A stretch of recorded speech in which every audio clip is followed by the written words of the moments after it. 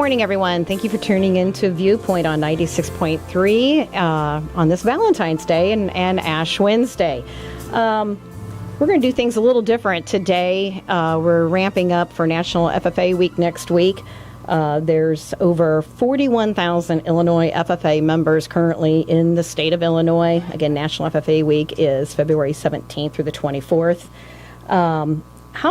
I said we're going to do things a little different. I went ahead and submitted or asked our local schools, Hartsburg-Emden, Illini Central, Lincoln High, Mount Pulaski, and Olympia, if they wanted to ask, Dr. Jason Wrage is with us here today, ask him any questions, anything from animal care to possibly going into the vet medical field. And we were blown away. We got 30 questions, Dr. Wrage, for you. That'll keep us busy. Yes, it will. But callers, if you do want to tune in or call in with your questions, 217-648-5510. And kind of tying in the whole FFA Week theme, you are an FFA alum yourself. Is that correct? That is correct. I was in FFA all 4 years in high school at Hartsburg-Emden. Mrs. Betsy Pesch was my advisor and ag teacher. And so, yeah, it goes back a long way, even to the point where when I was in FFA in high school, Betsy hosted a Follow Shadow and Ag Professional Day where we got to pick somebody to kind of spend a day with, and I ended up joining Dr. Bill Armbruster at Greenhaven Animal Hospitals at the time. Spent a couple days with him, which then led to some summer work, which led to some internships, and here I am a couple decades later, sitting here as one of the veterinarians at now Green Prairie Animal Hospital, formerly Greenhaven.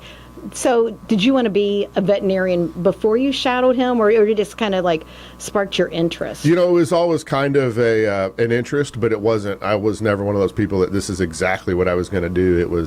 I was exploring different things and had a lot of varied interests, and so it kind of just fell into that. As the more I dove into it, the deeper I wanted to find out more information. Awesome. And I think you wanted to give a special shout out before we forget. Before we get started, I'd like to wish my dad a happy birthday today on Valentine's Day. Happy birthday, Dad. Awesome. All right, so we'll kind of jump into the questions here again, folks. If you do want to call in, 217-648-5510. Question 1, why do you think animal science is important to the agriculture industry? You know, if you look at the agriculture industry, you're looking at your crops and your livestock, and it's a huge portion of it. And, agriculture industry from even here in Logan County has changed a lot over the years. And spending time studying, learning, and progressing in how we raise animals and how we care for them and how we protect both the animals and then the humans that are in the environment as well, the people that either are using those products or consuming those, that's an important part of our industry, and it's, deep roots here, especially in Logan County. Question 2, what's the weirdest animal you have ever treated? That'd be a tough one for sure. Over the years, we treat a lot of different animals at the clinic. At our clinic ourselves, we treat anywhere from, we see mostly dogs, cats, horses, cows, and pigs. We're kind of a livestock mixed animal practice at our San Joe's location. Our Lincoln and Sherman locations are small animal only, which includes some exotics. So yeah, we've treated a lot of different animals. I would say me personally, I've had some bearded dragon with unusual type of cancer, some chickens with some issues, the occasional llama and alpaca. So yeah, that's definitely, and once in a while there's a dog out there that's kind of unusual as well. So all righty, question number 3, what is your biggest piece of advice for new or experienced individuals in the veterinary science occupation? Yeah, I think that, if you're looking to join the veterinary science, is just getting some hands-on experience, looking around, finding some place to spend some time, figure out what we're all about. And if you look at the veterinary field in general, since this is FFA week and agriculture related, there's a vast range of things you can be. People don't even consider, a lot of our medications that we use require lab animal research, and that's always overseen by a veterinarian. So you could do supervising there. From another veterinary standpoint, international trade, moving animals across borders. There's USDA and federal veterinarians that their jobs are to keep that, that chain of safety for those animals and making sure everything's followed as far as processes for importing and exporting, to corporate veterinarians that I do have one friend that was a veterinarian at a zoo, and he spends a lot of time with that. So yeah, there's a huge variation in what you can do. And if it's not something you want to do where you want to spend time as a veterinarian, our field offers different opportunities for people that want to be technicians, certified technicians. We have wonderful local colleges for that. We have animal care experts. We have office managers, practice managers. And as you look at the veterinary field, from the small animal companion animal side, it's expanding to the point where we are seeing a lot more bigger clinics and more corporate clinics, but there's a lot of small private clinics like us. We're one of the few left in the area. And so as far as that goes, there's a lot of management and business opportunities as well. So I encourage people to, we're a big business, we're a big, field for people to study, and there's a lot of opportunity. Question number 5. What do you find is the most difficult thing to do in your job? I think probably sometimes the most difficult thing is having to deal with the cases that we know what the outcome's going to be, and there's nothing we can do to change it. It's I've been doing this over 15 years now, and so you get those cases where you really wish there was something different you could do, and we have a lot of tools at our clinic. We do everything from chemotherapy to CT scanning to, advanced surgeries, ultrasounds. But sometimes the most difficult thing is when you're presented that case and there's nothing you can do to help that case out at all. So that kind of leads us into the next question. Okay. How many animals have you saved? That is I wouldn't even begin to venture a guess at that. You look at all the animals, and regardless of how many we saved, my goal is to treat every animal individually, to do that process of caring for them, where when we make sure that we educate our customers, our people that are bringing their pets to us, educate them as best we can, because a lot of veterinary medicine is not just doing the medicine, but it's communicating with the people that are bringing those animals to you, whether that's a cat or a dog that we're treating, that we need to educate, talk about this is what we can do to best protect your pet, this is how we can help you give your pet the longest, healthiest life possible. And so educating those clients is definitely important. And then the same thing then transitions over to the mixed animal, food animal side, where if I'm working on an individual livestock animal, or I'm looking at a whole barn of pigs or something like that, what am I doing? What can I help you with to make sure that we have the most successful, profitable outcome in that livestock experience? So Drew Evans from Illini Central, he's a junior. His question is, why do pets get a urinary tract infection? So it does feel like we get a lot of them. There's a couple of different things that are the nidus for it, but in general, in younger animals, sometimes just like with people, when you get stressed, your immune system can be compromised, and when that occurs, you can potentially develop an infection somewhere, and occasionally that is in the bladder.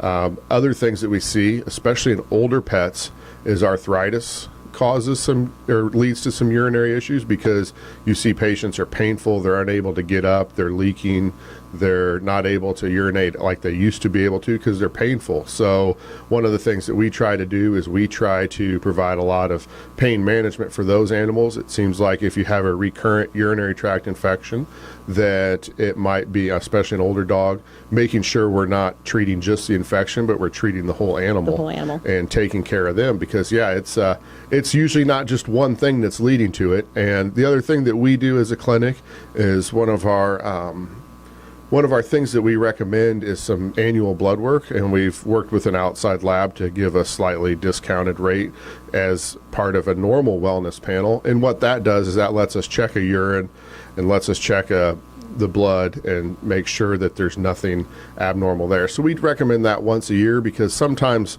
as you've probably noticed over the years, some dogs and cats are really tough and can hide things really well, and some don't. And so if you can catch something earlier, it can make a big difference in that animal. Kind of like the same lines as humans. We go in for, or we're supposed to, I should Correct. say. Yes, we don't always pursue the medical expertise that we probably should as early, right? We tend to farmer it, and we want to just get by and tough put it out, off and put right? it off. And put it off, and Yep. so which could eventually lead to some issues. So. Lily Anderson from Illini Central Senior, she wants to know, why do our cows consume more salt and minerals over the winter? Yeah, that can definitely be something that people notice, and it can be a couple of different things. In the winter, depending on what we're feeding, a lot of times we're feeding them a cured hay, dried hay, something like that. Potentially a little bit of mixed feed as well, something that, or they're out on pasture where there is the hay, the grass is not as nutrient dense as it is in the spring or the summer.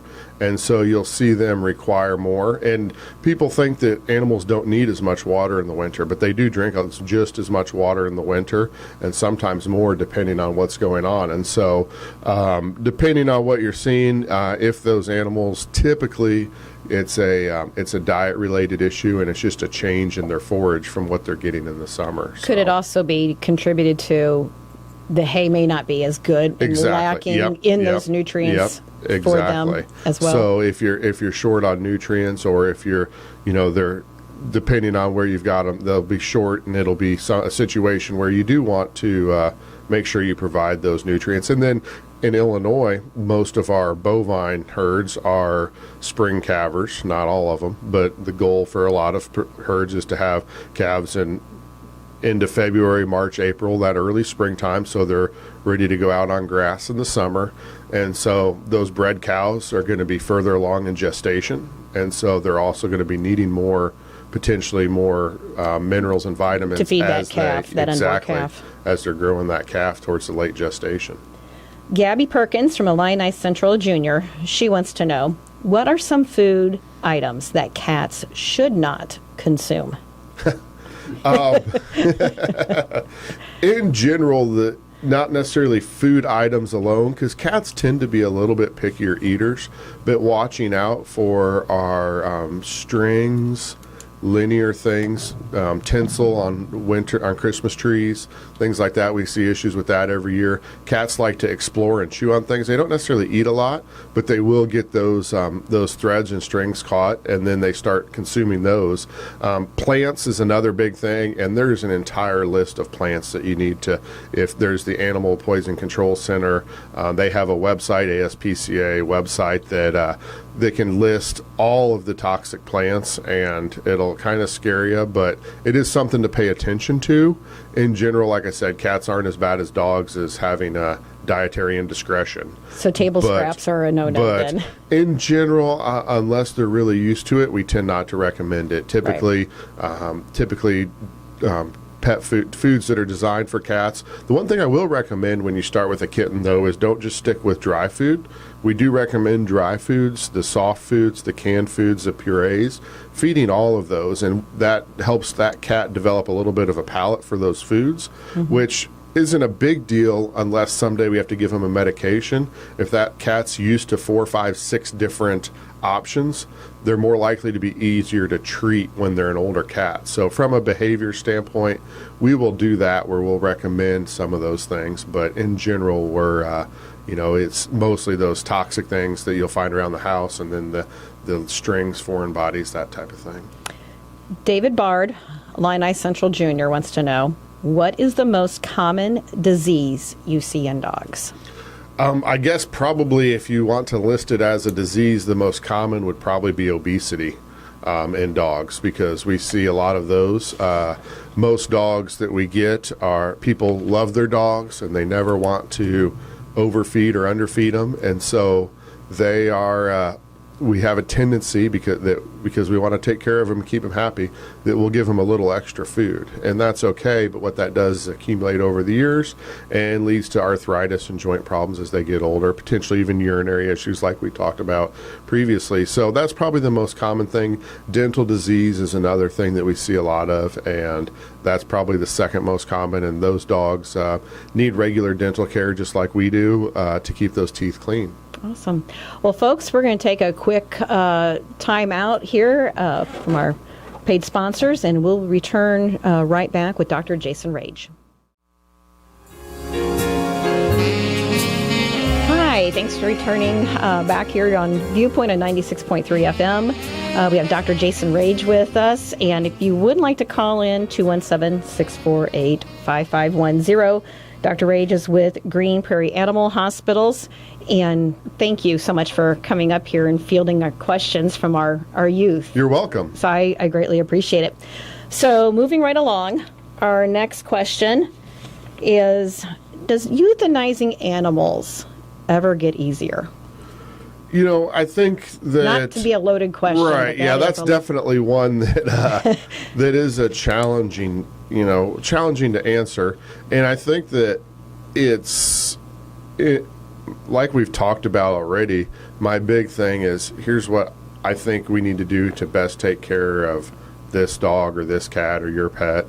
And, you know, we do everything we can to give them the best life we can. And it's sometimes when you get to that point where there's not a solution left, and other than that, and when we do get to that point, it is something that, you know, it's the best thing I can do for them. I'm still, you know, it's one last thing I can do to help them out. Mm-hmm. And so it doesn't make it any easier, and it certainly is something that is unique to our profession. But I think that done with the right intention and the right, you know, kind of information, it is something that I wouldn't say is hard every time, but is a situation where we can help out. Right. So. Question 2, or not question, well, on this page, I should say. Like I said, we had 30 questions. Do you prefer working with large animals or small animals, and why? You know, I do enjoy the large animal aspect, you know, just being kind of a farm kid, small town guy. I like to get out on the farm. I like to, in the springtime when it's really nice and it's sunny, mm-hmm. and I'm outside working cows, it's a beautiful day, and I appreciate that. Now, there's some days in the winter where that, you know, it's 10 below and windy, and you gotta my go feet pull are a calf. frozen, and it's my everything, all my equipment's frozen, and it becomes complicated. Mm-hmm. But I also enjoy, you know, just on the small animal side, when you get those complicated cases, or you get that really challenging case that you get to figure out. And so people are always like, well, which do you prefer? And I kind of, you know, I really enjoy the cases that are a challenge, whether that's small animal or large animal on the farm or in the clinic, but the ones that you're like, wow, here it is. We do something, we're able to make a resolution and, you know, help that patient. So awesome. That's really my kind of, you know, preference. But yes, I do enjoy getting outside in the sun once in a while. What school did you go to? So I was a Hartsburg-Emden grad, like I mentioned, and then went to the University of Illinois. My major was an animal science. I took the pre-vet track, and so that's usually 3 to 4 years. And at the U of I, it was focused on the courses that are needed for getting into vet school. And then beyond that, once I graduated I applied and got accepted, I applied to 4 veterinary colleges. And once I was accepted to the U of I kind of focused there. I was able to stay in Champaign-Urbana, so that's another 4 years. So I did my full undergrad, and then I did 4 years of veterinary school. So I was in Champaign, as I like to joke, almost a decade. So,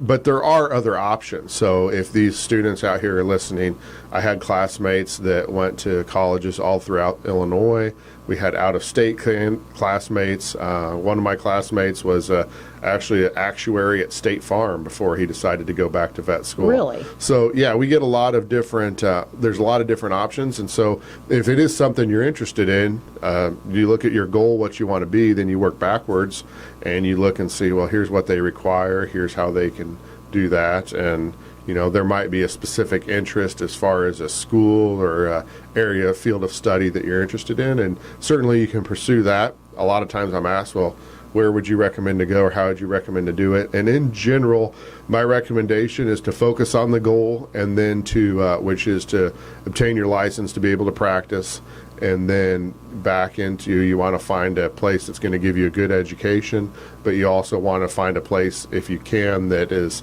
financially the most reasonable, because debt and the student loan issue in veterinary medicine is a big challenge, and a challenge for a lot of graduating veterinarians. And so paying attention to that is important as well. Is there a shortage on veterinarians? There is a shortage on veterinarians right now. We're seeing a transition over the last 15, 20 years in the field where we're getting a lot more specialty. People are willing to spend a lot more capital on caring for their animals, but they're also, there's more technology, more procedures, more options. And so if you look at pet ownership, it's growing every year. So that's increasing. And then if you look at the things we can do to help take care of your pet, that's growing every year. And so it's left us at a real shortage. We've been hiring. We host a lot of interns from different veterinary schools at our clinic to give them the opportunity to kind of get out in the real world and see what we do, but also to kind of recruit. And so from a veterinary standpoint, as a practice owner, we are in a shortage. And as I mentioned earlier, too, we're seeing a lot of corporate buyouts and consolidations of veterinary clinics.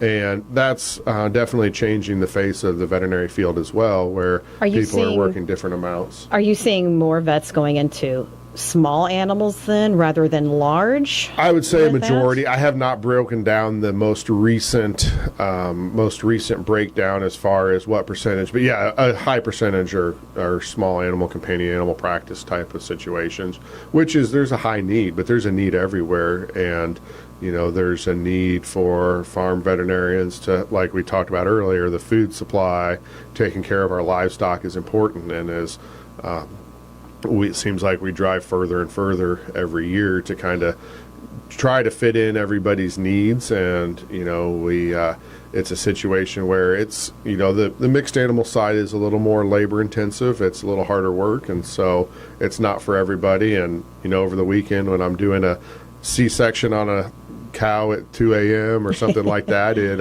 that's certainly not for everybody. Right. So. Right. So you mentioned earlier, and of course, tying into your guys' ads as well, you do see exotics there. We do, yes. So if a kid that's listening and is thinking, hey, I would like to go work at a zoo and be a veterinarian, what do you recommend for them? Or, is there a lot of need out there for veterinarians at the zoos, or is that kind of a harder specialty, you want to say? A harder specialty. What I would say is that, in my observation, now obviously I haven't done zoo work myself, but there's a lot of different levels of that. And so depending on whether you want to be a vet at Shed Aquarium or, a St. Louis Zoo or something like that, versus taking care of a few animals at one of the local zoos. Or even like SeaWorld or something exactly. like that. Yeah, there's definitely a need for it. And so what it becomes is, it's certainly a higher competition, and depending on the location and level you want to get to, there's a lot of people that have a lot of genuine interest in that, and so the opportunities are certainly fewer. If somebody is interested in it, usually I've had some veterinary students come through, or people find out I'm a veterinarian. Well, my child wants to do this, and in general, my recommendation is that's great. We should focus on that, but we should also be a little broader brushed if we want. If you're going to specialize, you really have to specialize, or you can be a small animal veterinarian who does some work at a zoo or does something like that where you can do it on the side. And so there's some opportunity, but it's not. It is a little more niche and a little more focused. So one of the other questions. University of Illinois finished up their cancer care clinic there. So in retrospect, how do you guys work with them there on cases, et cetera? You want to elaborate on that? So the U of I's, the veterinary school's cancer care clinic is, state of the art, and the research that Dr. Fan and Dr. Garrett are doing over there is, that's game-changing research for man and for animals, and they're doing a lot. And so they've got a lot of opportunities, they've got a lot of skills, they've got a lot of tools over there. So what we're generally doing is, if we have a case that we think they can help with, we call over there, talk to them. We talk to, I'm sure one of us at the clinic is talking to Dr. Garrett or Dr. Fan once a week probably about a different case. And when we have something that they can take care of that we don't have the means to, we certainly send them over there. We do, a lot of times they'll do the initial workup, and if they prescribe something else, some chemotherapy or a medication like that, we can do a lot of those at our clinic. So you don't always have to drive back and forth, but certainly in the radiation realm and that type of thing, we do send a lot of patients over there. So they do radiation over there? Yep, they do radiation treatments over there, correct. Neat. So, well, like I said, folks, we did have 30 questions, but in the course of it, you did answer in a lot of your explanations those questions for those kids. So is there anything you might want to add in closing for the kids that are listening? And two, they're going to tune in to our YouTube channel for their classes when the time fits in. So what's your special message? I think, for the kids that are listening, the kids that submitted the questions, have some goals, have some flexibility, but definitely, explore your options early. The more you can learn earlier, creates a great opportunity for you guys to kind of feel out if that's what you want to do, whether that is veterinary medicine or, crop science or whatever agriculture related, FFA related activity you want to do. And, there's a lot of opportunities out there, and FFA and agriculture gives you a lot of chances to discover that. And so I definitely encourage them to keep your options open and learn as much as you can. Wonderful. Well, thank you, Dr. Jason Wrage, for being on Viewpoint. Greatly appreciate it. Kids, I greatly appreciate all your questions. They were wonderful. Different way we handled Viewpoint today. So because you were on with Bill. Yep, I've done it. Been on here several times with Bill over the years, so hopefully he's listening. Hello, Bill. That's wonderful. Well, folks, thank you for tuning in to 96.3 FM. The Lord and weather willing, we'll be back next week.